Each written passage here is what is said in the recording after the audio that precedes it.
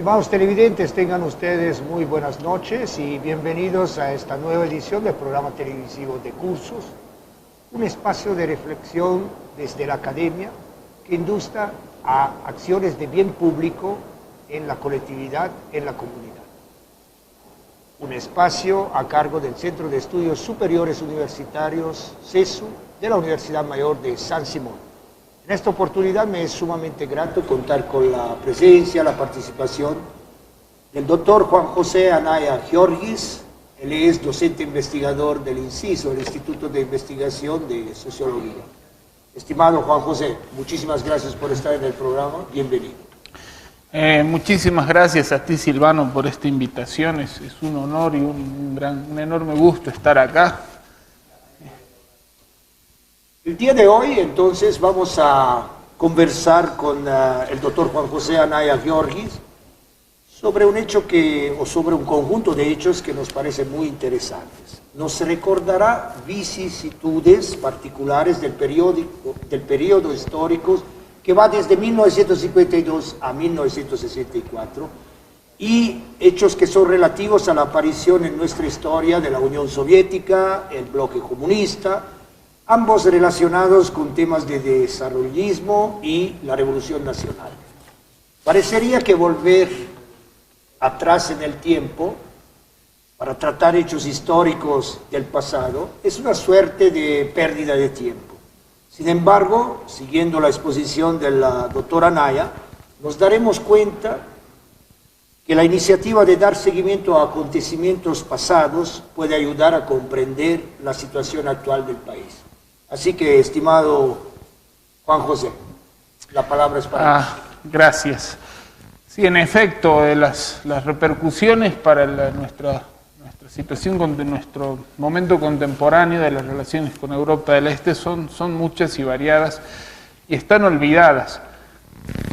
En primer lugar, el interés es historiográfico, es decir, para la historia es importante volver a este tema porque la historiografía más aceptada que tenemos de autores como Dunker Lane, Thomas Field, de Balas, Minas y Gringos, Kevin Young, que son muy leídos actualmente, nos han presentado de alguna manera las evasivas finalmente a la asistencia desarrollista de la URSS y el bloque del Este a Bolivia como un signo voluntario de sumisión de la Revolución Nacional a los Estados Unidos, en el entendido de que estos ofrecimientos del bloque del Este eran supuestamente mejores a los Estados Unidos.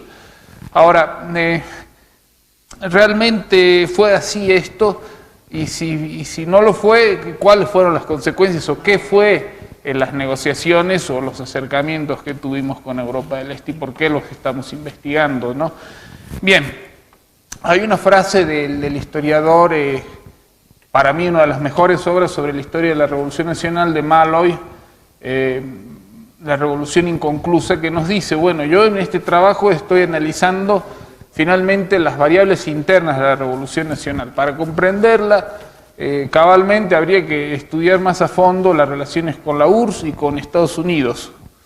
Con Estados Unidos están bastante estudiadas, en cambio con el bloque del Este, los países comunistas y la URSS, realmente hay poco escrito. Pero, por supuesto, no se puede hablar del uno sin el otro en este contexto de Guerra Fría. Entonces, comencemos recordando que la revolución asciende en abril del 52, cuando en Estados Unidos todavía está Truman, y el primer desafío es hacerse reconocer por el gobierno de Truman. Para eso, prometen... ya están las minas, el proceso de nacionalización está en marcha, el señor Muñoz Rosales ha entregado un informe a Víctor Paz diciendo que es viable la nacionalización, que se va a realizar en octubre del 52, y bueno, hay que hacer que esto lo acepte también Estados Unidos. Se comprometen a pagar una indemnización en principio, y al poco tiempo haciendo el poder... de Eisenhower, ¿no? Quien tiene una posición muy agresiva, anticomunista, una posición muy centrada en el desarrollo a partir de la empresa privada, del capital privado, es incluso crítico al keynesianismo, ¿no? Y sobre todo no quiere dar un peso o prestar un centavo que vaya dirigido a empresas que compitan con los principales rubros de Estados Unidos, por ejemplo el petrolero. En ese contexto, sin embargo, los norteamericanos, cuyo interés en América Latina está centrado únicamente en frenar el comunismo, el avance del comunismo, no tienen intereses económicos, ven la posibilidad de ayudar empero a Bolivia como una opción o una buena oportunidad, perdón, la redundancia, de legitimar su anticomunismo intransigente, apoyando a un gobierno popular en vez de a los dictatoriales que se les estaba acusando. En este contexto debemos también acordarnos que ha sido intervenido Guatemala, han sacado a Jacob Arbenz en 1954, ¿no? Entonces es un momento de Guerra Fría y mucha tensión. Al unísono, mientras hay estas negociaciones de asistencia con Estados Unidos, que la revolución además depende de ellas, son favorables porque en principio hay un colapso en el mercado interno de suministro alimentario, las tierras se están repartiendo, no hay alimentos en las ciudades y es Estados Unidos quien proporciona alimentos. O sea, con estos acuerdos, ¿no? Pero sin embargo al unísono también se está acercando Paz Estenssoro y el MNR al bloque del Este, en el marco de una posición de la posición que ellos tienen de autodeterminación en el contexto exterior, de la no intervención política de unos estados en los asuntos internos de otros. Y esta misma posición también es aceptada por la COP. De hecho, la COP en su primer congreso de octubre del 54 aprueba esta posición tercerista, se le llama, ¿no? Ni con los capitalistas ni con los comunistas. Y en principio, ¿cuál es el interés que tiene en el Este? Bueno, le están viendo de formar cuadros técnicos, están muy interesados en mandar gente que estudie ingeniería en estos países, que es lo que ellos también ofrecen, en hacer un intercambio cultural y de pronto económico, pero de poca significación realmente fue las posibilidades de comerciar con esas distancias y con estos países. Sin embargo, bueno, tal es la oposición que despierta desde un principio de Estados Unidos, que ya tienen unos documentos del Trade Mineral, donde sacan el comercio exterior de todos los demás países, ya observan con preocupación que hay un contrato que se ha formado con Yugoslavia, se ha firmado de $500.000 de minerales y de intercambios, pero ellos observan ya con mucha preocupación, ¿no? Y incluso le preguntan al canciller Walter Guevara Arce en ese momento si eso va a afectar los compromisos de Bolivia con Occidente. Ya vamos hablando de un comercio que no era muy importante ni siquiera. Ahora bien, por supuesto, esta agenda que van haciendo en los primeros años de la revolución con Yugoslavia, Checoslovaquia, Hungría y Rumania, en principio es muy intensa. Después va a cobrar mucha vitalidad en temas no solo de formación de cuadros técnicos, sino también de intercambio de ministros, de comisiones que van y vienen a analizar temas de desarrollo y también de dirigentes obreros. Ahora, ¿cuándo realmente las cosas comienzan a adquirir, digamos, un matiz un poco más turbulento, ¿no? Más conflictivo? Esto es después del Plan Eder de estabilización monetaria, ¿no? Que Siles Suazo, a cambio de la ayuda norteamericana continua, los norteamericanos exigen, bueno, pongan la de siempre, no pongan sus cuentas fiscales en orden, porque si no, no vamos a dar un peso más.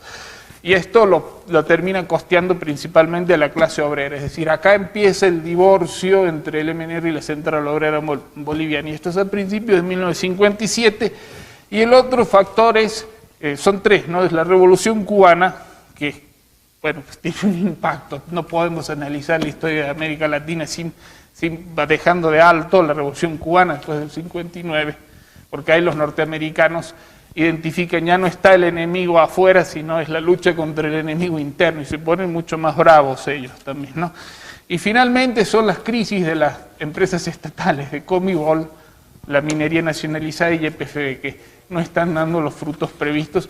Y todo esto también es aprovechado por tanto el MNR como por los países, sobre todo la URSS, que está a todo esto relacionándose a través de Checoslovaquia. No se han formalizado las relaciones diplomáticas con ellos.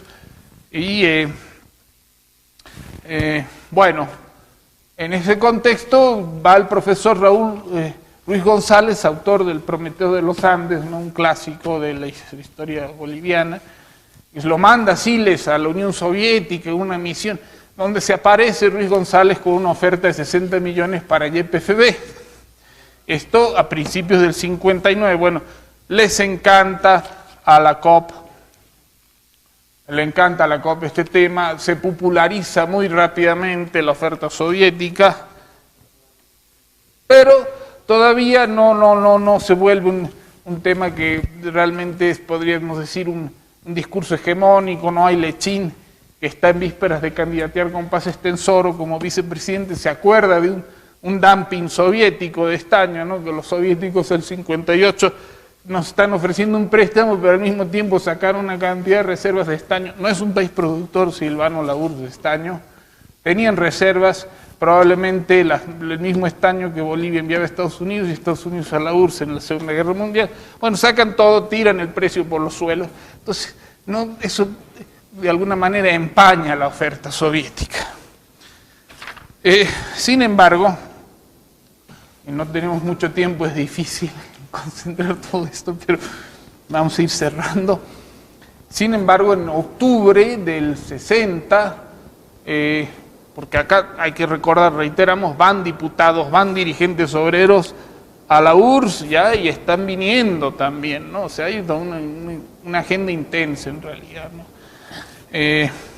Ahí se ofrecen y aparecen los rusos con otra nueva oferta, en un contexto también de que a Bolivia le cuesta sacarle más dinero a Estados Unidos, y bueno, dicen 150 millones de dólares para Bolivia. Viene Brezhnev, vienen los diputados soviéticos con una carta de Brezhnev al doctor Paz, de donde se halaga el esfuerzo laborioso de las empresas, además las sanas empresas estatales bolivianas, dice Brezhnev, ¿no? Muy cuestionable. Y Paz Estenssoro ahí responde, bueno, dicho mensaje expresa la amistad con la URSS, pero a partir de ahí también, con esta super oferta soviética, se terminan firmando los acuerdos con el Plan Triangular. Los norteamericanos aflojan unos mangos, no mucho dinero para YPFB y para Conmebol, digamos, es lo que se obtiene. Y ahí Paz Estenssoro se empieza a alejar de los ofrecimientos rusos. Bueno, pues, ¿qué era esto? ¿Una especulación? ¿Qué es lo que podían dar los soviéticos? ¿Y cuáles son los impactos tanto para el desarrollo como para la política? Bien, realmente, Silvano, los rusos estaban en pañales en ese momento en ofrecer los hornos de fundición, no tenían producción de estaño. Almaraz recuerda en su visita, en su Requiem para una República, cuando fue a Wilhelm Harvey el 63, que le dicen los técnicos británicos, no, pero los soviéticos son uno de nuestros principales clientes, ¿no? Entonces es difícil pensar cómo ellos iban a enseñar a fundir nuestro estaño.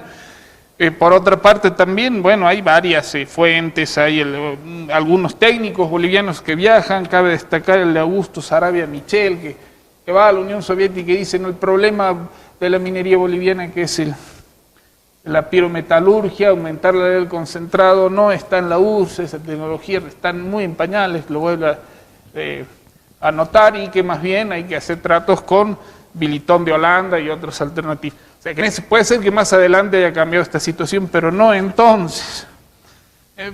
Parece ser que era un juego también, ¿no?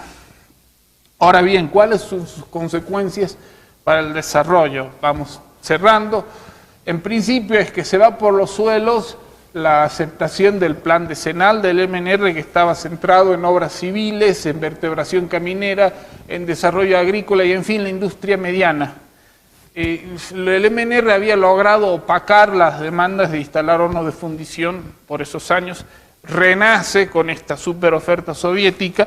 Ahí los tenemos una vez más juntos a a Zelensky, el ingeniero ucraniano, a Miguel Velasco, bueno, Muñoz Rosales acababa de morir, toda la escuela de la UTO y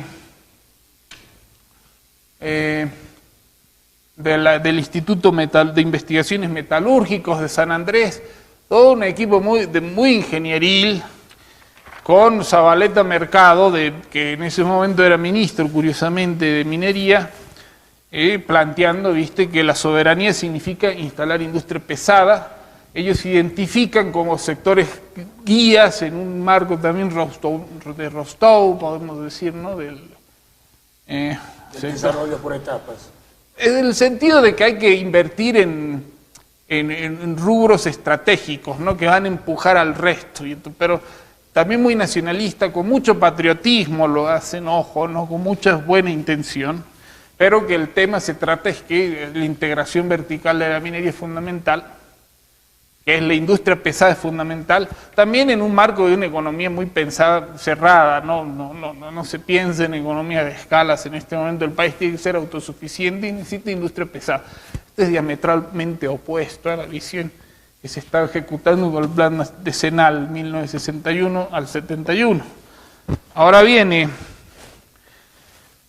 hay que decir también que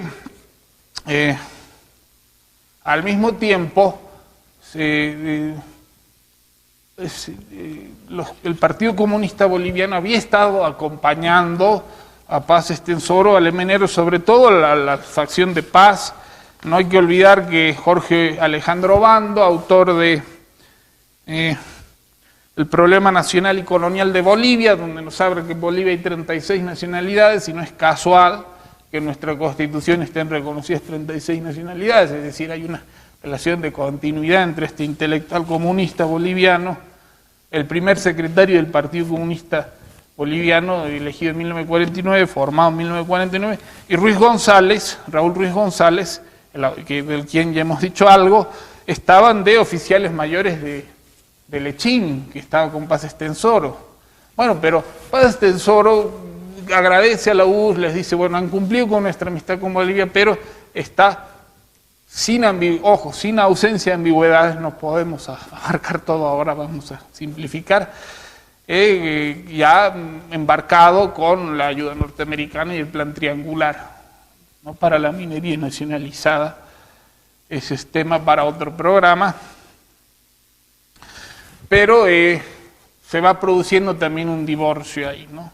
Porque todos estos intelectuales están muy entusiasmados con el ofrecimiento ruso, tan convencidos de que va a funcionar, de que los rusos dicen la verdad. Hay que tomar en cuenta que Khrushchev, cuando viene y hace estas ofertas, estamos hablando de la era espacial que está comenzando. A nadie se le ocurre preguntarse si los rusos saben fundir o hacer pirometalurgia cuando están mandando hombres a orbitar, a dar vueltas a la Tierra, ¿no? Y satélites. Había mucha confianza en su capacidad técnica, cosa que, como hemos mostrado ahora y que hemos encontrado, en realidad no estaba bastante inflada, ¿no?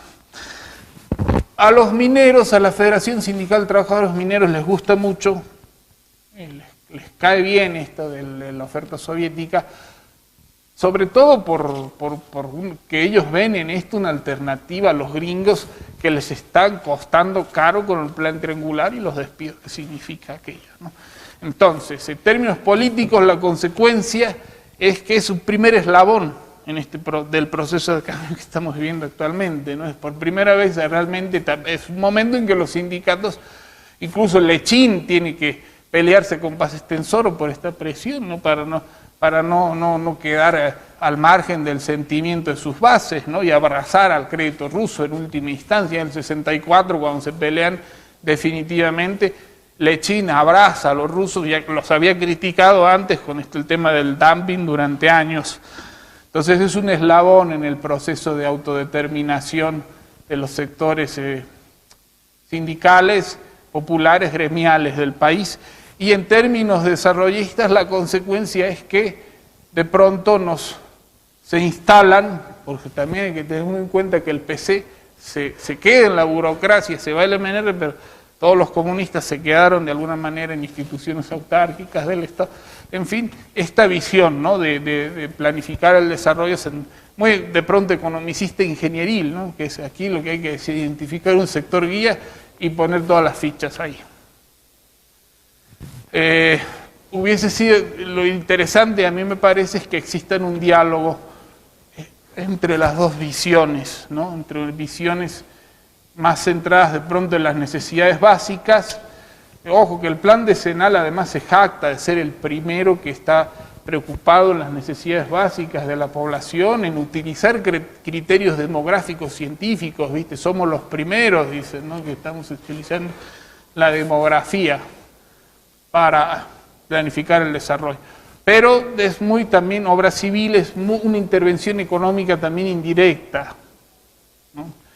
Entonces habría que, yo creo que de alguna manera este debate entre desarrollo más centrado en resolver necesidades básicas entre políticas desarrollistas, el desarrollo centrado en impulsar, en invertir, poner todas las fichas en un sector que jale al resto de la economía y por tanto genere bienestar y desarrollo. Bueno, se dieron esos opuestos en los 70, finalmente, paradójicamente, es en las dictaduras. Bueno, Juan José Torres impulsa estos programas en el sentido de los comunistas, pero Banzer se las va a comprar y después también resulta que los actores sociales, la realidad boliviana, no parece haber engranado muy bien en esas visiones, ¿no? Temas viejos que nos muestran, y bueno, aquí podríamos seguir hablando de algunos problemas de la inversión pública, de la estatista, en la producción estatista, ¿no?, económica también. Siguen vigentes estos temas y son debates que se constituyen justamente a la sombra de la bipolaridad del mundo acá en Bolivia, ¿no? Se crean, se forman en ese contexto. Hay un editorial del Pueblo, por ejemplo, del periódico, que nos va a decir: hace 2 años que venimos exigiendo negociar con la URSS, cuestión que respaldarán con todo, que el pueblo boliviano respaldará con todo vigor frente a cualquier riesgo. Bueno, son también planes, ¿viste?, donde ahí estamos en una especie de nacionalismos de guerra también, ¿no? Y después que en la práctica los actores no cumplen esas expectativas o ese rol que se les había asignado en el papel, ¿no? Creo que hemos tratado de resumirlo un poco. Hay muchas facetas, pero bueno, eso es por lo cual, digamos, sí que si hablamos de que la historiografía también tiene como una de sus principales funciones y sus principales utilidades es educar hombres de Estado y mujeres de Estado, ¿no? Entonces estamos tratando justamente de desempolvar, o visibilizar problemas que habían sido interpretados de otra manera y por tanto no de una forma adecuada para entender las causas por las cuales hemos llegado a esta situación, ¿no? Muchísimas gracias. No, a ti muchas gracias, es realmente un placer, un gusto estar aquí en tu programa, Silvano. Estimados televidentes, el día de hoy estuvimos con el doctor Juan José Anaya Giorgis. Con él fuimos descubriendo algunos elementos de un periodo histórico importante. Partió en 1952 con la Revolución Nacional y finalmente fue progresando hasta 1964. El doctor Juan José Anaya Giorgis nos ha presentado vicisitudes particulares de ese periodo histórico, con la aparición en nuestra historia de la Unión Soviética, el bloque comunista, relacionados con temas de desarrollismo y la Revolución Nacional. Esperamos que el tema haya sido de su agrado. Estimados televidentes, gracias por su fidelidad. Hasta una próxima oportunidad. Muy buenas noches.